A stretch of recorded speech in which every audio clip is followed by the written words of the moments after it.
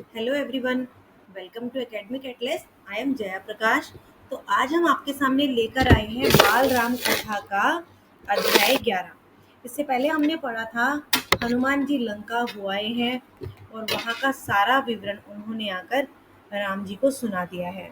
बताया है कि लंका में क्या हुआ क्या नहीं हुआ, सब कुछ उन्होंने राम जी को बताया है। अब उन्हें क्या करना है, अब उन्हें समुद्र पार करना है और लंका पर चढ़ाई करनी है। लेकिन उस पर सबसे बड़ी जो उनके सामने समस्या आ रही है वो ये कि समुद्र पार कैसे किया जाए।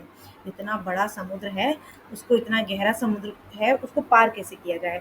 तो सारी ही वानर सेना जो है बड़ी उत्साहित है लंका पर चढ़ाई करने के लिए। तो चलिए देखते हैं इस अध्याय में लंका विजय।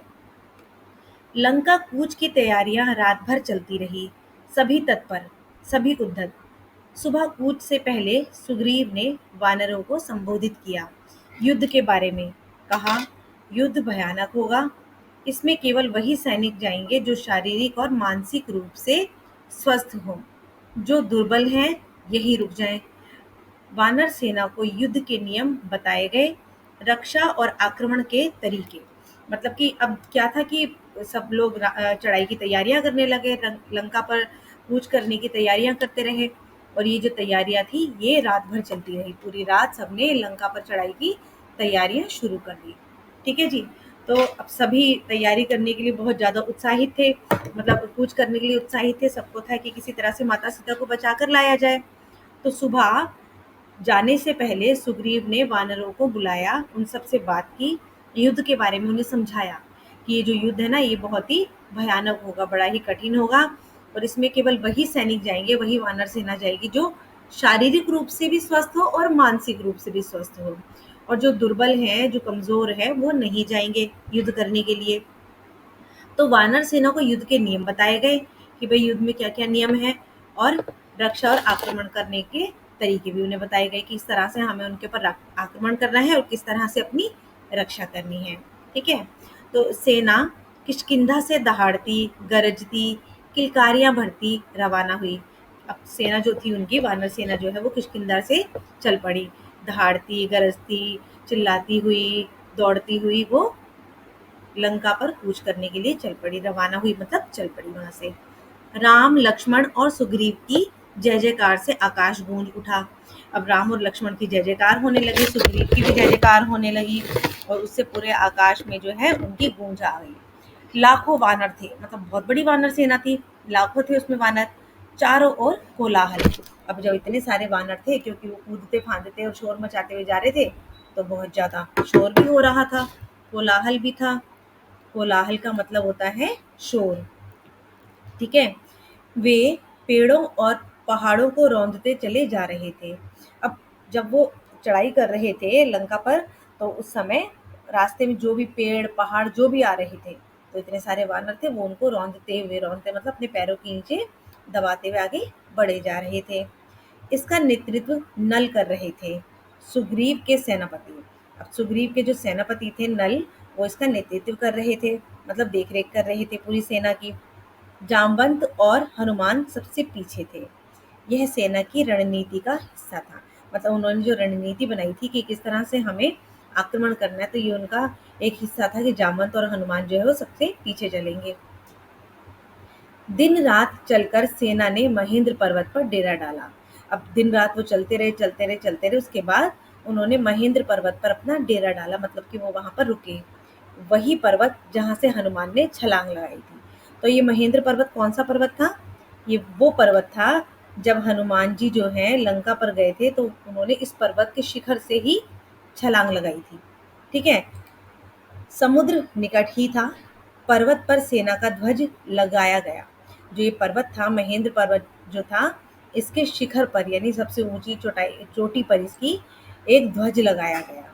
तंबू लगे, पताकाएं हवा में लहरा रही थी। ठीक है। फिर क्या हुआ? उधर लंका में खलबली मची हुई थी। अब लंका में सब लोगों को वैसे ही एक डर बैठा हुआ था, क्योंकि हनुमान जी पहले ही वहां पर इतना आतंक मचाकर आ गए थे, तो एक खलबली मची हुई थी लंका में। तो राक्षसों में बेचैनी थी, उनके मन में डर बैठ गया था। अब जो लंका में जो जितने भी राक्षस थे ना, उन सब के मन में एक हनुमान जी का डर तो बैठ ही गया था। बाकी उनको ये भी लग रहा था कि राम की शक्ति को लेकर भी वो डरे हुए थे कि जिनका दूत लंका में आग लगा सकता है वह स्वयं कितना शक्तिशाली होगा। मतलब उनको ये लग रहा था कि जब श्री राम जी के जो दूत है हनुमान जी, जब वो लंका में आग लगा सकते हैं तो राम कितने शक्तिशाली होंगे। तो उनके मन में वैसे ही एक डर बैठ गया था। नगर में चर्चा का विषय यही था, मतलब हर तरफ जो है यही बातें हो रही थी। लेकिन रावण इससे अनभिज्ञ था। उसे कौन बताता, किसी में इतना साहस नहीं था। अब लेकिन ये जो सब हुआ था ना, इन सब से रावण बिल्कुल अपरिचित था। रावण को कुछ भी नहीं पता था कि लंका में आग लगा दी हनुमान ने या कुछ कर दिया, इतना कुछ बखेड़ा मचा दिया। तो और किसी कोई बता भी नहीं पा रहा था रावण को, क्योंकि इतना किसी में साहस ही नहीं था। रावण जो था उससे सब इतना ज्यादा डरते थे। ये चर्चाएं विभीषण ने सुनी। अब ये जब बातें हो रही थी ना पूरे नगर में, तो ये सब बातें जो है ना विभीषण ने सुन ली, एक किसी के मुंह से सुन ली होगी। नगर की हताशा उनसे देखी नहीं गई, मतलब जो नगर जो पूरा तहस नहस हो गया था वो विभीषण से देखा नहीं गया। ऐसी हताश सेना युद्ध नहीं कर सकती। मतलब अब पहले से ही लंका की जो सेना थी वो इतनी हताश हो चुकी थी, दुखी और थक चुकी थी। तो विभीषण को लगा कि वो अब युद्ध नहीं कर सकती। उसकी पराजय निश्चित है। अब विभीषण को लगा कि अब युद्ध नहीं कर सकती तो रावण की तो पराजय निश्चित है, वो तो हार जाएंगे। तो क्या किया उन्होंने, वे रावण के पास गए उसे सही स्थिति बताने और समझाने। तो फिर विभीषण जो है ना वो रावण के पास गए उन्हें समझाने कि राम से युद्ध ना किया जाए। उन्होंने कहा, आप सीता को लौटा दें, सबका कल्याण इसी में है। सीता मिल जाएगी तो वे आक्रमण नहीं करेंगे। अब क्या था कि विभीषण ने रावण को बहुत समझाया कि आप उनसे युद्ध करने की बात आप अपने दिमाग से निकाल दें, वो बहुत शक्तिशाली हैं, ठीक है ना, और हमारी जो सेना है वो भी हताश हो चुकी है, थक चुकी है, तो वैसे भी आप हार जाओगे, तो आप राम से युद्ध मत कीजिए।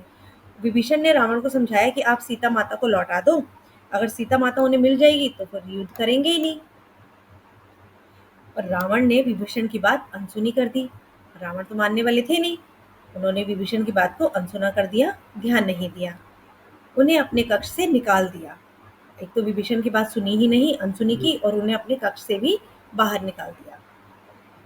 क्रोध में वह स्वयं भी उठकर चल पड़ा। अब गुस्से में तो थे ही रावण, वहां से वो गुस्से में उठकर खुद भी चल पड़े सभा कक्ष की ओर। कहाँ चल पड़े, जहां पर वो सभा को बुलाते थे, अपनी एक सभा बुलाई जाती थी जहां वो सबसे बैठ के सलाह मशवरा किया करते थे। उसे राम के समुद्र तट तक पहुंचने का समाचार मिल चुका था। अब रावण को ये समाचार तो मिल गया था कि राम जो है वो समुद्र तट तक आ गए हैं। सैनिकों ने राम की सेना की पताकाएं दूर से देख ली थी। और जो रावण की जो सेना थी ना, उसके जो सैनिक थे उन्होंने राम की जो पताकाएं थी, उनके जो झंडे थे वो दूर से ही देख लिए थे। विभीषण रावण के पीछे चलते रहे, बोलते रहे, सीता आपके गले में बंधा सांप है, वह आपको डस लेगा, इसे छोटी बात मत समझिए। लंकाधीराज, ये संकेत महाविनाश के हैं। मैं अब भी कहता हूँ, सीता को लौटा दीजिए, लंका बच जाएगी। अब जब रावण गुस्से में उठ के चल दिए तो विभीषण रावण के पीछे पीछे चलते रहे और समझाते रहे रावण को कि आप सीता माता को लौटा दो। सीता माता को आप कोई आम बात ना समझे। सीता जो है आपके गले में बंधा एक सांप की तरह है। जिस तरह से सांप गले में अगर बंधा हो तो हमेशा उसके डसने का डर बना रहता है, इसी तरह सीता भी जो है आपके गले में बंधा हुआ एक सांप है और वो आपको डस लेगा। इसे छोटी बात मत समझिए। और मुझे जो नज़र आ रहा है, मुझे जो संकेत मिल रहा है वो ऐसा लग रहा है जैसे हमारा महाविनाश होने वाला है। तो आप सीता को अगर लौटा देंगे तो लंका जो है हमारी बच जाएगी, ठीक है।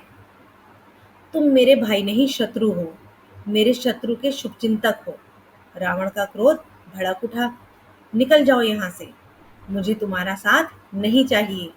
रावण सभागार की ओर मुड़ गया, विभीषण पीछे, दोनों के रास्ते अलग हो गए। अब क्या था, जब विभीषण कौन थे पहले आपको पता होना चाहिए। विभीषण जो थे वो रावण के भाई थे। तो जब विभीषण रावण को समझा रहे थे तो रावण को बड़ा क्रोध आ गया। उन्होंने विभीषण को बोला कि तुम मेरे भाई नहीं हो, मेरे शत्रु हो, और मेरे शत्रु के शुभ चिंतक हो। मतलब कि जो राम जो है वो मेरे शत्रु हैं और तुम उनके शुभ चिंतक हो, उनका भला सोच रहे हो। रावण का जो क्रोध था वो और भड़क उठा और उन्होंने विभीषण को निकाल दिया कि तुम यहाँ से निकल जाओ। और उसके बाद क्या थे कि रावण चल दिए, दोनों का जो है रास्ता अलग अलग हो गया। विभीषण अलग चले गए और रावण अलग चल दिए। विभीषण उसी रात लंका से निकल गए 4 सहायकों के साथ। उन्होंने राम के पास जाना ठीक समझा। अब जब रावण ने विभीषण की बात नहीं समझी तो विभीषण ने क्या किया, उन्होंने लंका से निकल जाना ही सही समझा। तो उन्होंने अपने साथ 4 सहायक लिए जो उनकी मदद कर सके और उनको लेकर वो राम के पास चले गए। ठीक है। तो समुद्र पार राम के शिविर में अचानक खलबली मची। समुद्र के पार जहाँ पर राम ने शिविर अपना लगाया हुआ था वहां पर अचानक खलबली मच गई, मतलब अचानक से कुछ हलचल मच गई, शोर शराबा से हुआ। एक वानर चिल्लाकर सबको सावधान कर रहा था कि हमारे शिविर में राक्षस आए आ गए हैं। विभीषण कुछ दूर खड़े थे। वानरों ने उन्हें सुग्रीव के सामने पेश किया। वनराज में लंका के राजा रावण का छोटा भाई हूँ। अब क्या था कि सारी खलबली मच गई। वे लोग सबने क्या सोचा विभीषण को देखकर कि हमारे जो शिविर में कोई राक्षस आ गया है जो कि लंका से आया है। तो सारे घबरा गए थे। विभीषण कुछ दूर ही खड़े थे। अब जब वानरों ने विभीषण को पकड़ा और उन्हें सुग्रीव के सामने लाया गया। फिर विभीषण ने सुग्रीव से कहा कि वानरराज, मैं लंका के राजा रावण का छोटा भाई हूँ और मैं राम की शरण में आया हूँ, मतलब मैं राम के पास आना चाहता हूँ, उनसे बात करना चाहता हूँ, उनकी शरण में आया हूँ। आप मुझे उनके पास पहुंचा दें। विभीषण के चेहरे पर डर नहीं था, विश्वास था। शब्दों में षड्यंत्र नहीं था। मतलब जब विभीषण बोल रहे थे ना तो ऐसा लग रहा था मानो उनकी बातों में कोई डर नहीं है, एक विश्वास है और कोई षड्यंत्र भी नहीं है, कुछ बुरा नहीं सोच रहे वो। कातरता थी। ठीक है। फिर क्या हुआ, याचना थी। सुग्रीव को उनकी बात पर भरोसा नहीं हुआ। मतलब याचना मतलब उनसे वो प्रार्थना कर रहे थे कि मुझे किसी तरह से राम से मिलवा दो। तो सुग्रीव को फिर भी उनकी बात पर यकीन नहीं हुआ। तो उनको लगा कि अगर रावण का भाई है तो हमारी सहायता भी क्यों करेगा या हमारा हित क्यों चाहेगा। तो फिर विभीषण ने बताया कि मेरा नाम विभीषण है। रावण ने मुझे लंका से निकाल दिया। मैंने उससे सीता को लौटाने की बात कही थी। क्रोध और अहंकार में चूर रावण ने मुझे सभा में अपमानित किया।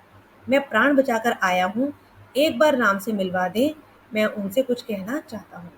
अब विभीषण ने सुग्रीव से कहा कि मैं रावण का भाई जरूर हूँ, लेकिन मैंने सीता माता को आप लोगों को वापस लौटाने की बात कही थी। लेकिन रावण जो थे वो क्रोध में थे और अहंकार में थे। अहंकार यानी उन्हें बहुत ही घमंड था।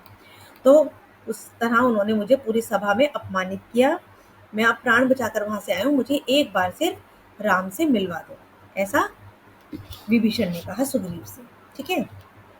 अब क्या था कि सुग्रीव राम के पास गए। मन में शंका अभी भी थी। अब सुग्रीव जो है विभीषण की सारी बातें सुनकर राम के पास गए, पर उनके मन में अभी भी शक था, शंका थी। अंगद भी उन्हें संदेह की दृष्टि से देख रहे थे। अब क्योंकि विभीषण तो शत्रुओं का भाई था ना, तो वो अंगद भी उनको बड़ी संदेह की दृष्टि से देख रहे थे। राम ने बात सुनी और कहा, हमें विभीषण को स्वीकार करना चाहिए। मैं शरण में आए व्यक्ति को कभी निराश नहीं करता। अब जब सुग्रीव की सारी बात राम ने तसल्ली से सुनी तो कहा कि हमें सुग्रीव की बात पूरी सुननी चाहिए, स्वीकारनी चाहिए, और मेरी शरण में जो आता है उस व्यक्ति को मैं कभी भी निराश नहीं करता, मतलब उसकी पूरी बात सुनता हूँ और समझता हूँ। यह मेरी नीति है। विभीषण को आदर से अंदर लाइए। राम ने कहा कि विभीषण को इज्जत के साथ आदर से अंदर लेकर आइए। विभीषण राम के पास पहुंचे। राम ने उनका सत्कार किया, लंका का समाचार पूछा।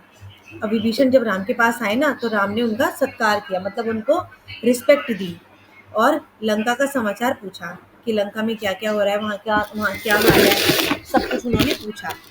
जल्दी ही विभीषण जल्दी ही विभीषण राम के विश्वास पात्र बन गए। अब क्या था, जब राम ने विभीषण से सब कुछ पूछा कि लंका में क्या हो रहा है क्या नहीं, और विभीषण ने सब कुछ सच सच बताया, तो जल्द ही राम को विभीषण के ऊपर विश्वास हो गया।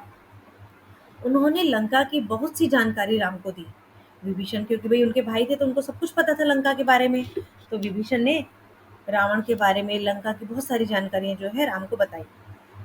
रावण और उनके योद्धाओं की शक्ति के बारे में भी बताया कि भाई रावण और उनके कौन कौन से योद्धा हैं, कौन कौन से वीर सैनिक हैं उनके। और कहा रावण पर विजय प्राप्त करने के लिए बल और बुद्धि दोनों की आवश्यकता है।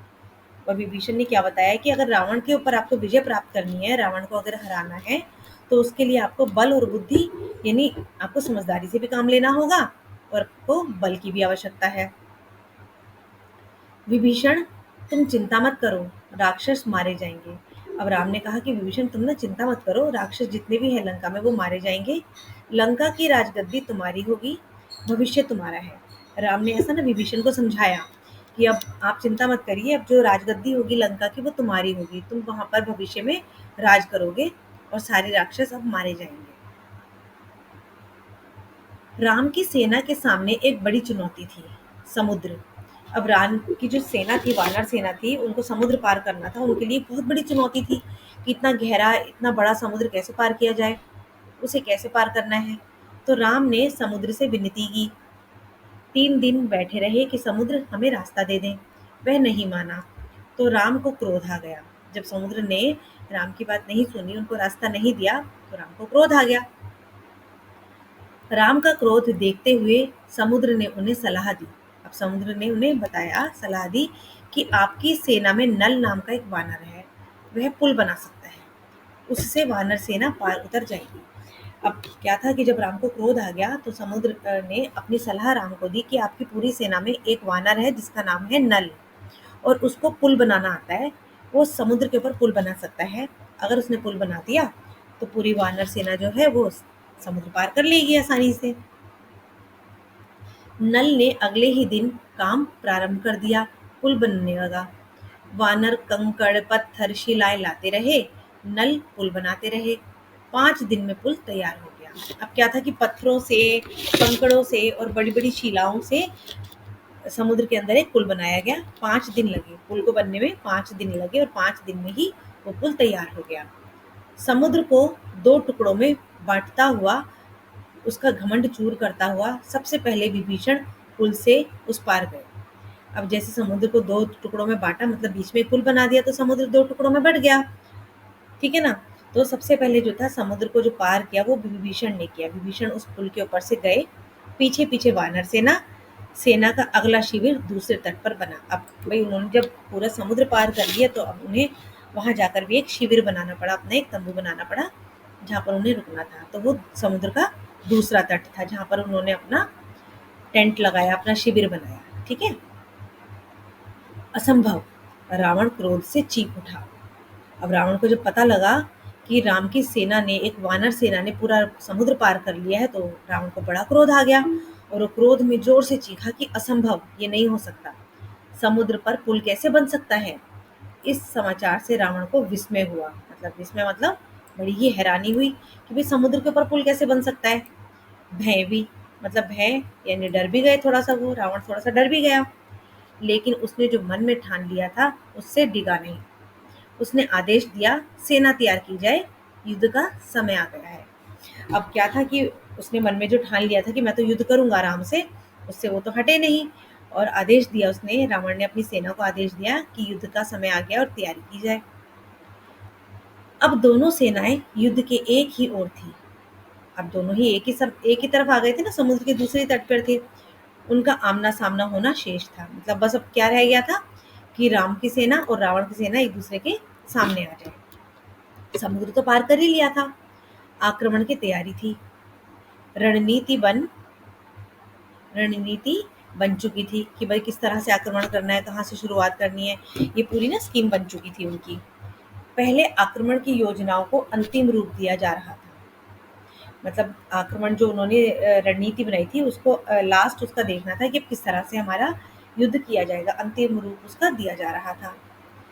राम ने अपनी सेना को 4 भागों में विभक्त कर दिया। राम के पास जो लाखों वानर की सेना थी, उन्होंने अपनी वानर सेना को 4 भागों में बांट दिया, विभक्त कर दिया मतलब बांट दिया। लंका के 4 द्वार थे, चौतरफा आक्रमण होना था। मतलब कि लंका जो थी ना, उसके ना 4 द्वार थे, 4 दरवाजे थे उसके, और चौतरफा आक्रमण होना था। चौतरफा मतलब चारों तरफ से ही राम आक्रमण करना चाहते थे। हर टुकड़ी को एक द्वार सौंपा गया, मतलब अब जो राम ने अपनी सेना को 4 भाग में बांट दिया था, उन्होंने हर एक भाग को, हर एक ग्रुप को ना एक एक द्वार पर छोड़ दिया। राम ने पर्वत शिखर पर चढ़कर स्वयं लंका का निरीक्षण किया। अब राम ने क्या था कि पर्वत पर चढ़े, उसके शिखर पर चढ़े, मतलब ऊंचाई पर, चोटी पर चढ़े, और वहां से उन्होंने स्वयं पूरी लंका को देखा, उसका निरीक्षण किया, देखा कि भाई कैसी है लंका। अब लंका के वैभव से वे भी चकित रह गए थे। लंका इतनी सुंदर थी और पूरी सोने की थी। वहां का वैभव देखकर राम भी बड़े ही हैरान हो गए, चकित रह गए। उन्होंने लक्ष्मण को बताया। सूर्योदय होते ही राम ने आदेश दिया, लंका को चारों ओर से घेर लिया जाए। वानर सेना जय जयकार करती चल पड़ी। अब राम ने बोला कि भाई सूर्योदय होते ही, जैसे ही सूर्योदय होगा, जैसे ही सूरज निकलेगा, हमें लंका को चारों ओर से घेर लेना है। और ऐसा ही किया उन्होंने। वानर सेना जो है वो जय जयकार लगाती हुई, राम की जय जयकार करती हुई आगे चल पड़ी। इस बीच राम ने अंगद को बुलाया, कहा, तुम लंका जाओ, मेरे दूत बनकर सुलह का अंतिम प्रयास करो, ताकि युद्ध टल जाए। रावण से कहो कि सीता को लौटा दे, अन्यथा उसका अंत होगा। अब राम ने जो है ना अपनी आखिरी कोशिश और सोची। राम ने अंगद को बुलाया और कहा कि तुम लंका जाओ, मेरे दूत बनकर जाओ, और उनको ये मैसेज दो, उनको ये बोलो कि सुलह कर ले, मतलब मेरी बात मान ले, हम युद्ध नहीं करते, प्यार से ही बात खत्म हो जाएगी, और सीता को हमें सौंप दो, नहीं तो रावण का अंत मेरे हाथों होगा, अंत हो जाएगा। मतलब कि राम ने कहा कि मैं नहीं तो मैं रावण को मार दूंगा। ठीक है। तो अंगद ने ऐसा ही किया, पर रावण नहीं माना। अंगद जो है वो बनकर गए, गुप्तचर बन के गए, दूत बनकर के गए रावण के पास, और रावण को समझाया कि भाई युद्ध टाल दो, सीता को लौटा दो, नहीं तो तुम्हारा अंत होगा। पर रावण नहीं माना। राम का संदेश सुनकर रावण क्रोधित हुआ। राम की जो ये सारी बातें थी, उसका जो संदेश था ना, ये सुनकर रावण को और ज्यादा गुस्सा आ गया कि भाई राम ने कहा कि मेरे हाथों तुम्हारा अंत होगा। कुछ राक्षसों ने उन पर आक्रमण किया। अंगद वहां से बचकर राम के पास पहुंचे। कुछ राक्षस जो थे वहां के, लंका के, उन्होंने अंगद के ऊपर भी आक्रमण कर दिया। अंगद वहां से किसी तरह से बच के राम के पास आ गए। रावण को कोई पश्चाताप नहीं था, वह हमारे साथ सुलह के लिए तैयार नहीं थे। अब रावण को ना इस बात का कोई पश्चाताप नहीं था कि मैंने गलती की है। वो सुलह भी नहीं करना चाहते थे, वो तो सीधा आक्रमण ही करना चाहते थे रावण तो। अब युद्ध ही एकमात्र विकल्प था, मतलब अब तो कुछ बचा ही नहीं। अब तो सिर्फ एक ही ऑप्शन था, एक ही विकल्प था कि हमें अब युद्ध करना है। वानर युद्ध के लिए तैयार थे, राम के आदेश की प्रतीक्षा में थे। अब सारी ही वानर सेना ना युद्ध के लिए पूरी तैयार थी, सिर्फ वो राम के आदेश की प्रतीक्षा कर रही थी। आदेश मिलते ही उन्होंने लंका पर चढ़ाई कर दी। अब जैसे ही राम ने आदेश दिया कि चढ़ाई कर दो, आक्रमण कर दो, वैसे ही वानर सेना ने लंका पर चढ़ाई कर दी। ठीक है। अब क्या था, उधर रावण के आदेश पर उनकी सेना निकल पड़ी।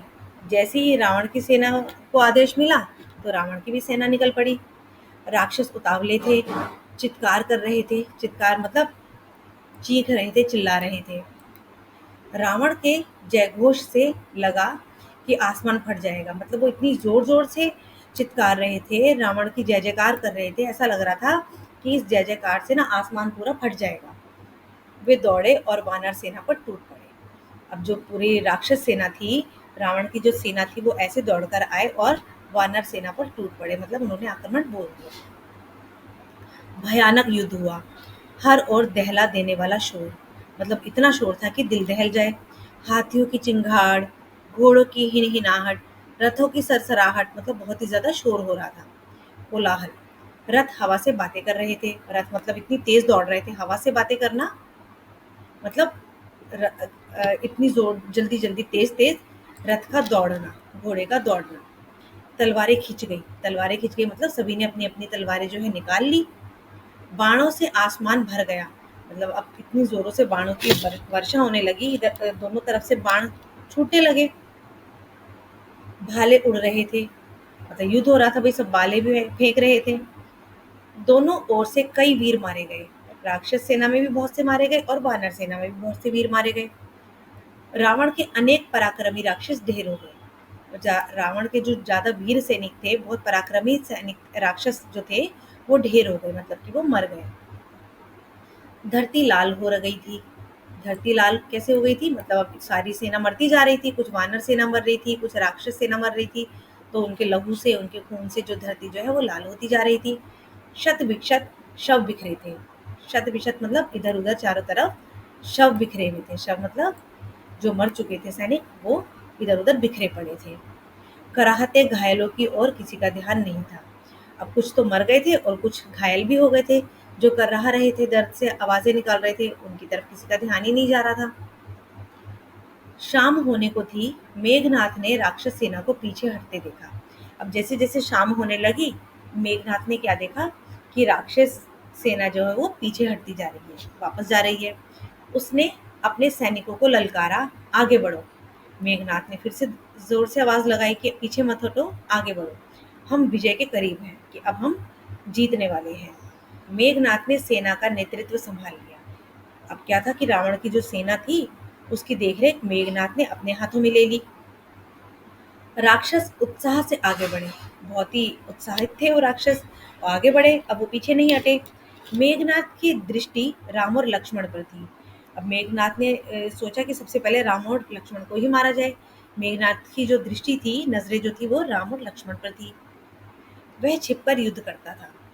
मेघनाथ जो था वो छिप करके युद्ध कर रहा था। मायावी था। मायावी मतलब वो अपना रूप भी बदल सकता था। भाई राक्षस था ना मेघनाथ, तो वो भी अपना रूप बदल सकता था, मायावी था। किसी को दिखाई नहीं पड़ता था। वो ऐसा मायावी था कि वो किसी को दिख नहीं रहा था। उसके बाण राम और लक्ष्मण को लगे। और जब मेघनाथ ने अपना रूप बदलकर या फिर छल से राम और लक्ष्मण को अपना बाण मारा, तो वो राम और लक्ष्मण को लगे और दोनों वहीं पर मूर्छित होकर गिर पड़े। मूर्छित मतलब बेहोश हो गए। राम और लक्ष्मण जो है वो मेघनाथ के बाण से मूर्छित होकर जमीन पर गिर पड़े। मेघनाथ ने समझा कि काम हो गया। अब मेघनाथ को लगा कि मेरा काम तो हो गया, मैंने राम और लक्ष्मण को मार डाला। उसने दोनों भाइयों को मृत समझ लिया। मेघनाथ ने लगा कि दोनों भाई जो है वो मर गए हैं। ठीक है, तो वे मैदान छोड़कर महल की ओर दौड़ा। अब मेघनाथ को लगा ये तो दोनों मर गए हैं, तो उसने सोचा मैदान सब चले जाना चाहिए। मैदान छोड़कर वो महल की ओर दौड़ा, रावण को इसकी सूचना देने कि भाई राम और लक्ष्मण मर चुके हैं। रण क्षेत्र में वानर राम लक्ष्मण के पास एकत्रित हो गए।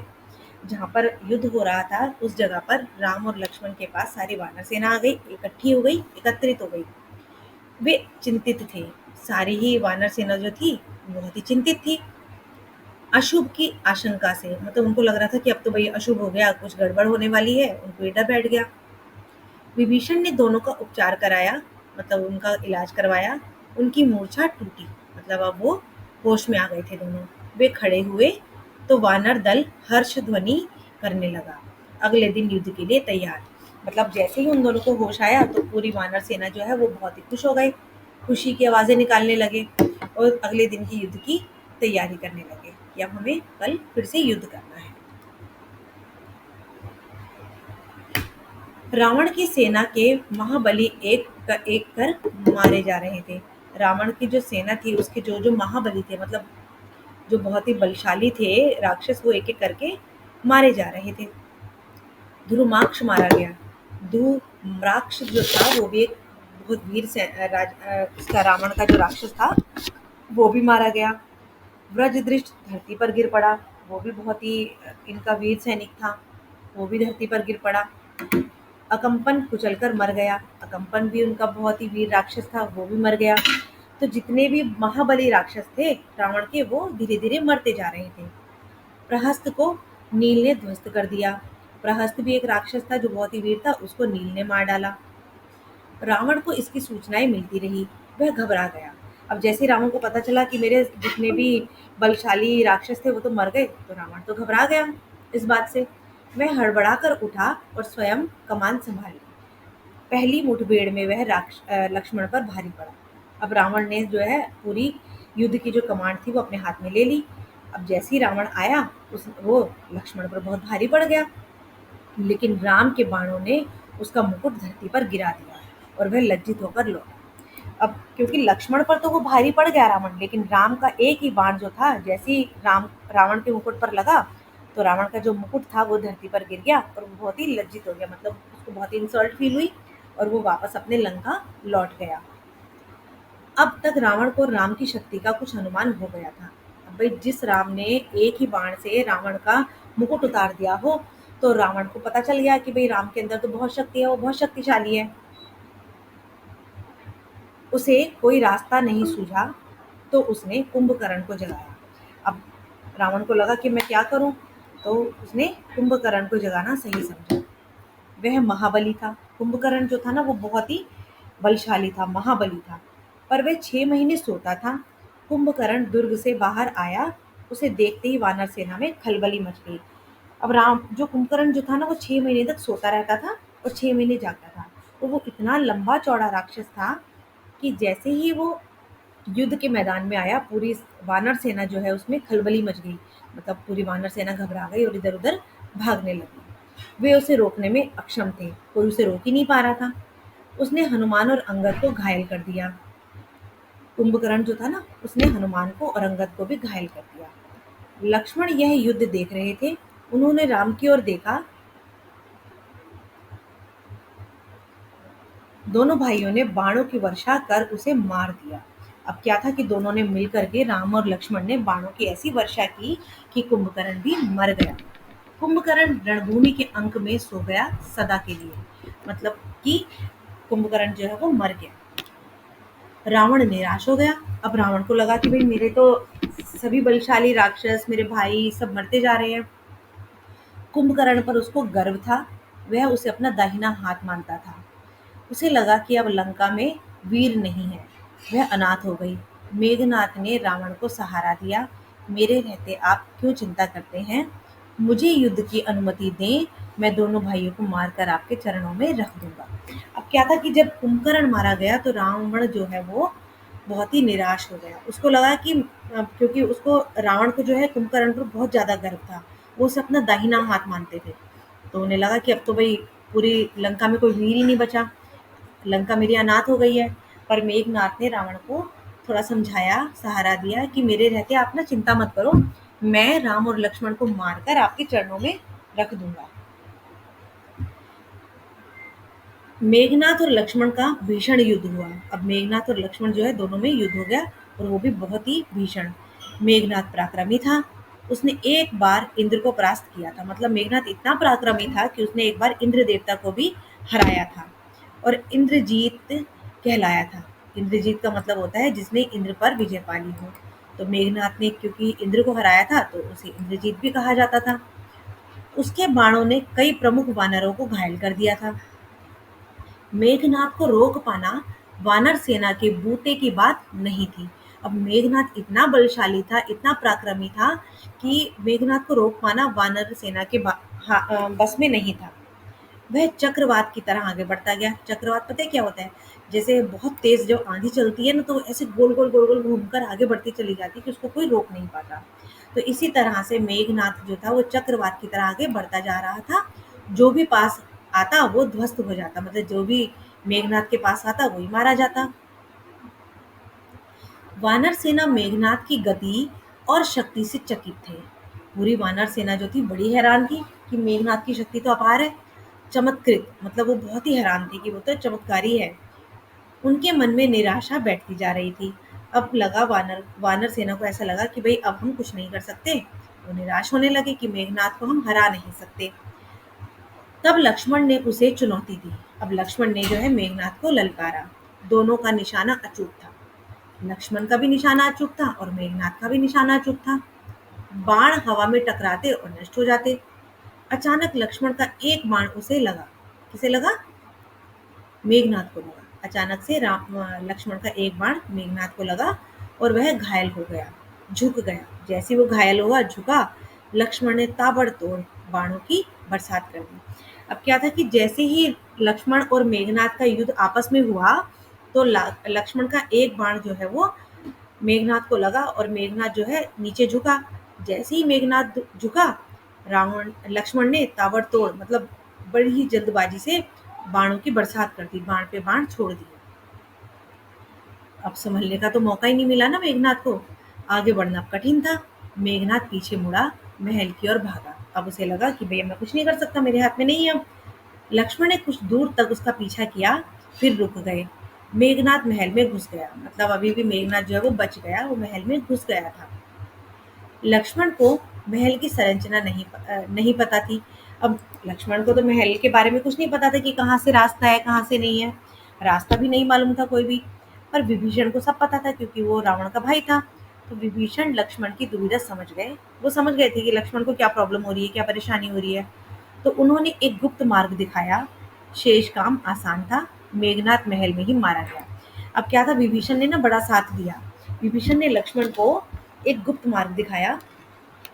अब क्या लक्ष्मण के लिए तो आसान हो गया। अब लक्ष्मण ने मेघनाथ को महल में घुस के मारा और अब मेघनाथ भी मारा गया। अपने ज्येष्ठ पुत्र की मृत्यु से रावण एकदम टूट गया, विलाप करने लगा। अब मेघनाथ जो था वो रावण का बड़ा बेटा था। अब जब रावण को पता लगा कि मेरा बड़ा बेटा भी मर गया है, मेघनाथ मर गया है, तो वो विलाप करने लगा, रोने लगा और मूर्छित हो गया। अब तो भाई रावण बिल्कुल ही परेशान हो गया, मूर्छित हो गया, बेहोश हो गया कि मेरा भाई भी मर गया, मेरा बड़ा बेटा भी मर गया। होश आया तो उसकी दशा पागलों जैसी थी। अब जैसे ही रावण को होश आया तो वो पागलों जैसी उसकी दशा थी। क्रोध से बिलबिलाता हुआ, मतलब बहुत ज्यादा गुस्से में था। लंका अनाथ हो गई, अब उसका कोई सहारा नहीं है। अब मैं स्वयं रण क्षेत्र में जाऊंगा। अब क्या था कि रावण को लगा कि अब तो मेरे पास कोई भी नहीं बचा, अब मेरी जो लंका है वो अनाथ हो गई है, अब कोई भी उसमें साहसी नहीं बचा। तो रावण ने कहा कि अब मैं स्वयं जाऊंगा रण क्षेत्र में। लक्ष्मण के साथ वानर सेना भी महल में प्रवेश कर गई। अब जब लक्ष्मण महल के अंदर गए, जहाँ पे उन्होंने मेघनाथ को मारा था, तो लक्ष्मण के साथ साथ वानर सेना भी महल में चली गई। उनके हाथों में जलती हुई मशालें थी। जो वानर सेना थी ना, उनके हाथों में जलती हुई मशाल थी। वानरों ने लंका में जहां तहां आग लगा दी, अन्न भंडार फूंक दिए, शस्त्रागार जला दिए, मारकाट मचा दी। जो भी सामने पड़ा मारा गया। कंपन, प्रजंग, विपाक्ष, कुंभ सब मारे गए। अब जितने भी योद्धा और बचे थे, थोड़े बहुत जितने भी राक्षस बचे थे, वो सब भी धीरे धीरे मारे गए। जैसे कुछ राक्षसों के नाम यहाँ पे दे रखे हैं ना, कंपन, प्रजंग, विपाक्ष, कुंभ, ये सब भी मारे गए। हनुमान ने निकुंभ, देवांतक और त्रिशिरा को मौत की नींद सुला दिया। ये ना आपसे प्रश्न भी पूछे जा सकते हैं बच्चों कि हनुमान ने कौन कौन से राक्षसों को मारा था महल में। तो हनुमान ने निकुंभ, देवांतक और त्रिशिरा को भी मौत की नींद सुला दिया, मतलब उन्हें भी मार दिया। अंगद ने नरांतक का काम तमाम कर दिया। अब अंगद ने किस राक्षस को मारा था? नरांतक को मारा था। लक्ष्मण ने अतिकाय का सिर काट डाला। लक्ष्मण ने कौन से राक्षस को मारा था? अतिकाय को मार डाला था। राक्षस सेना भाग खड़ी हुई। अब सारी राक्षस सेना जो थी वो तो भाई डर गई बहुत बुरी तरह कि सभी धीरे धीरे मारे जा रहे हैं। रावण के पास अब कोई विकल्प नहीं बचा था। युद्ध नाथ हुआ। अब रावण के पास तो कुछ भी नहीं बचा। फिर से युद्ध हुआ। अकेला बचा रावण युद्ध के लिए निकला। अब रावण जो है वो बिल्कुल योद्धाओं में अकेला ही रह गया था। फुफकारते मतलब बहुत ही गुस्से में फुफकारते हुए, फन कुचले सांप की तरह, मतलब इतना ज्यादा गुस्से में था जैसे किसी सांप को का अगर फन के ऊपर पैर पड़ जाए ना तो वो गुस्से में आ जाता है। इसी तरह से रावण भी बहुत ही गुस्से में था, क्रोध में था। वे जिधर मुड़ता भगदड़ मच जाती। वानरों को भागते देख लक्ष्मण आगे आए, धनुष बाण निकाल दिए। रावण के सामने अभेद दीवार की तरह खड़े हो गए। अब जैसे ही देखा लक्ष्मण ने कि सारे वानर जो है वो भागते हुए नजर आ रहे हैं, तो लक्ष्मण जो है वो रावण के सामने आके खड़े हो गए और अपना धनुष बाण उन्होंने निकाल लिया। थोड़ी ही देर में विभीषण वहां पहुंच गए। उनके बाद राम। उनके सामने रावण की एक न चली। अब क्या था, सभी आ गए वहां पर, राम भी आ गए, विभीषण भी आ गए और लक्ष्मण भी थे। अब तो भाई रावण तो अकेला ही था, उसकी कहाँ चलनी थी। विभीषण को राम की सेना में देख रावण उबल पड़ा। अब जब विभीषण को राम की सेना में मिला हुआ देखा, रावण ने देखा कि मेरा भाई विभीषण उनके साथ मिला हुआ है, तो रावण को और भी ज्यादा क्रोध आ गया। उसके लिए यह देशद्रोह था। उसको लगा कि तू देशद्रोही है, हमारे साथ होना चाहिए, मेरा भाई है और तुम राम के साथ हो। तो छोटे भाई का विश्वासघात उसने विभीषण पर निशाना लगाया। अब उसे विभीषण पर गुस्सा आ गया, तो रावण ने क्या किया, विभीषण को ही निशाना लगाया। लक्ष्मण ने वह बाण बीच में ही काट दिया। अब जैसे ही रावण ने विभीषण को बाण मारा, लक्ष्मण ने अपने बाण से उस बाण को काट दिया। उसने दूसरा घातक बाण चलाया। रावण ने अब दूसरा बाण चलाया। इस बार लक्ष्मण बीच में आ गए। उन्होंने विभीषण को अपने पीछे छिपा दिया। अब क्या था, जैसे ही रावण ने दूसरा बाण छोड़ा तो बीच में लक्ष्मण आ गए और अपने पीछे विभीषण को छुपा लिया। और वो जो बाण था वो लक्ष्मण को लग गया। बाण लगते ही लक्ष्मण अचेत हो गए। अचेत मतलब बिल्कुल भी होश में नहीं रहे और गिर पड़े। राम ने यह देखा, उनकी आंखें क्रोध से लाल हो गई।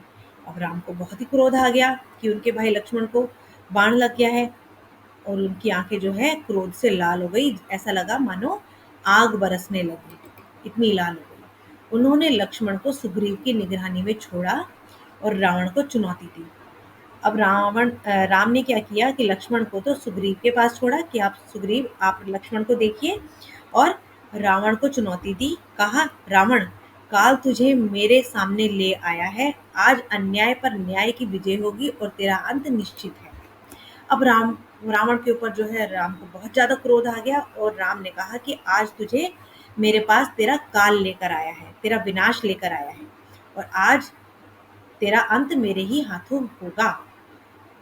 उधर हनुमान को उठाकर रण क्षेत्र से दूर लेके उधर हनुमान लक्ष्मण को उठाकर रण क्षेत्र से दूर ले गए। अब हनुमान ने जल्दी से लक्ष्मण को उठाया और जहां पर वो जो रण क्षेत्र था, जहां युद्ध हो रहा था, वहां से दूर ले गए। वैद्य सुषेण को बुलाया। ठीक है, तो आपको ये याद रखना है कि कौन से वैद्य को बुलाया गया, सुषेण को। ठीक है, फिर हनुमान संजीवनी बूटी लाए। चिकित्सा शुरू हुई और धीरे धीरे रक्त का रिसाव बंद हो गया।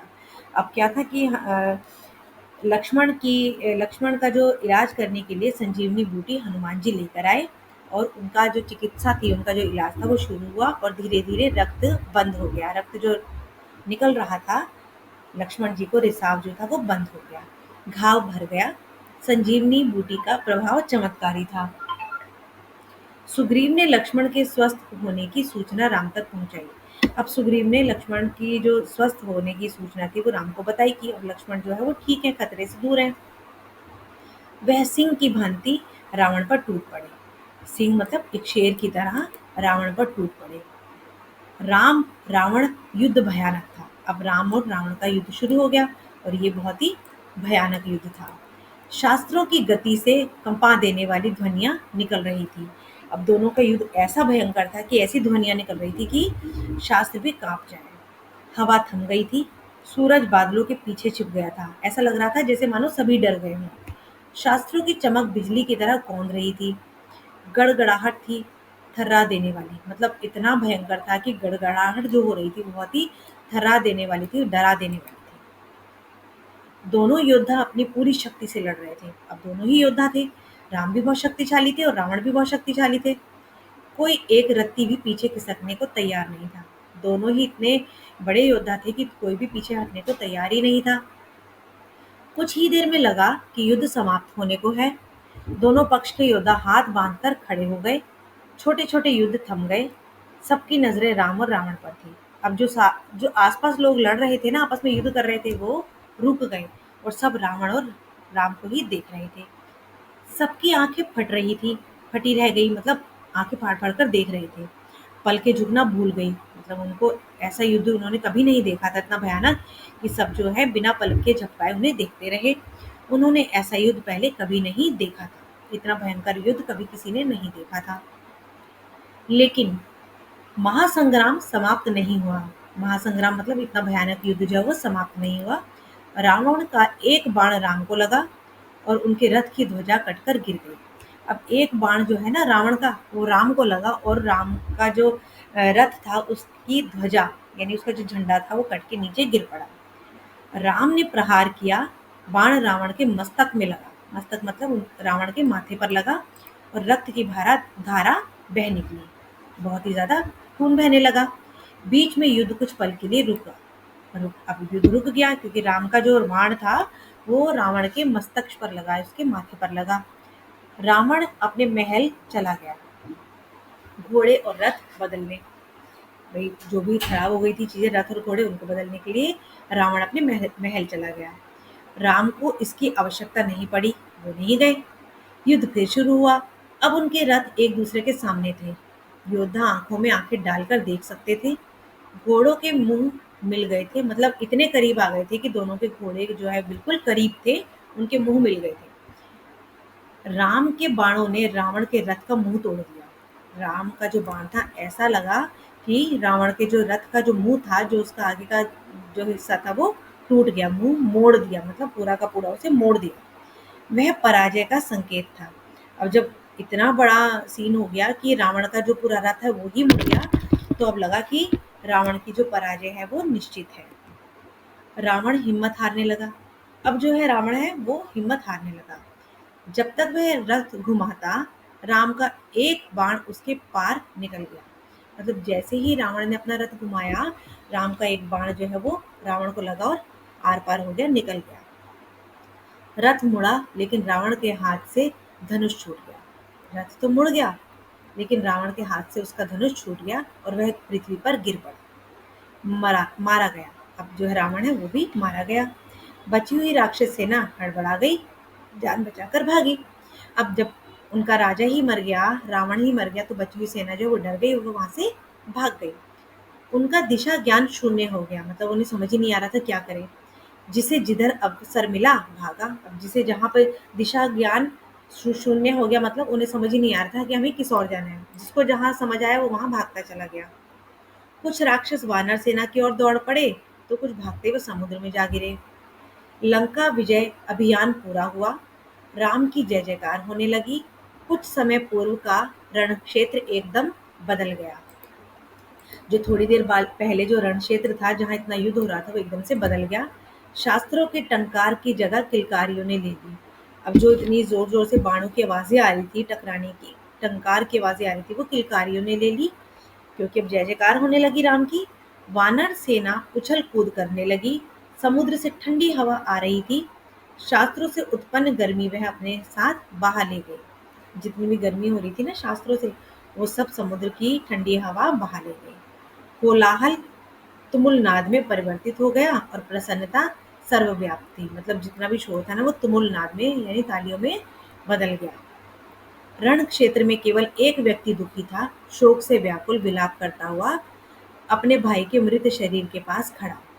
अब पूरे रण क्षेत्र में जो था ना, बस एक ही व्यक्ति दुखी था। कौन था? जो अपने भाई के शव के पास, मृत शरीर के पास बैठा था और रो रहा था, वो था विभीषण। क्योंकि विभीषण ने रावण को बहुत समझाया था कि युद्ध ना करे, पर रावण नहीं माना था। फिर राम ने विभीषण को समझाया, मित्र, शोक मत करो। रावण महान योद्धा था। उसकी अत्येष्टि महानता के अनुरूप होनी चाहिए। मृत्यु सत्य है, उसे स्वीकार करो। मतलब वो महान था, ये बात तो सच है, लेकिन अब जो उसकी मृत्यु हो गई है, उसे स्वीकार करो, वो एक सच है। राम ने एक एक वानर का आभार माना, सुग्रीव को गले लगा लिया। लक्ष्मण से विभीषण ने विभीषण के राज्याभिषेक की तैयारी करने को कहा, कि भैया विभीषण का राज्याभिषेक होना चाहिए और लंका का जो राजा है वो विभीषण होना चाहिए।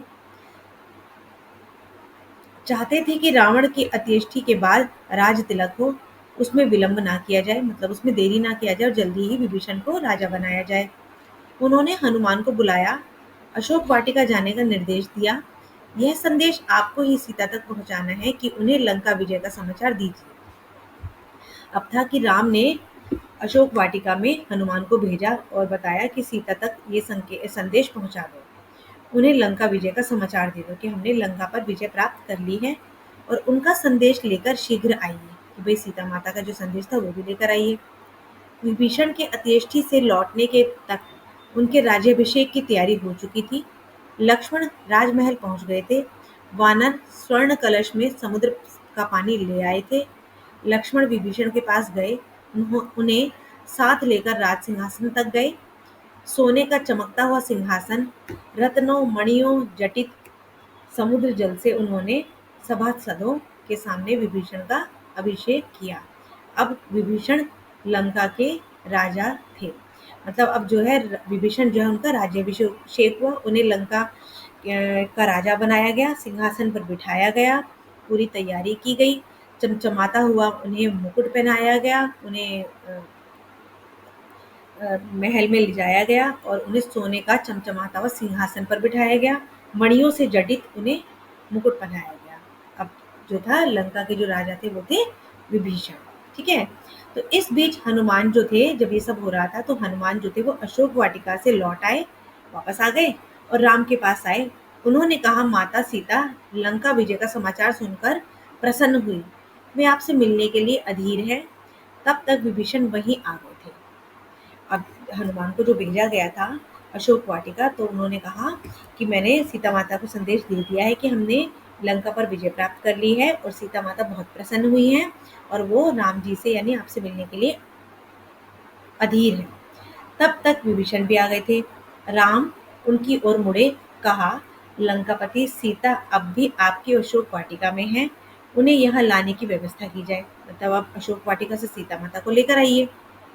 वानर सेना चुहल कर रही थी, अठखेलियों में लगी हुई थी, मतलब आपस में खेल रही थी वानर सेना। राम का निर्देश सुनकर उनकी उत्सुकता बढ़ गई, वो देखने को उत्सुक थे। सुग्रीव, जामवंत और नलनील भी उत्सुक थे। अंगद को प्रतीक्षा थी। हनुमान को छोड़कर किसी ने भी सीता माता को नहीं देखा था। सभी सीता माता को देखना चाहते थे। सीता आई तो सबको अपनी कल्पनाओं से अधिक लगी। मतलब जैसा उन्होंने सीता माता के बारे में सोचा था, उनको अपनी कल्पना से भी अधिक सुंदर, सौम्य और शांत लगी। उस सुंदरता में एक वर्ष बाद पति से मिलन की प्रसन्नता शामिल थी।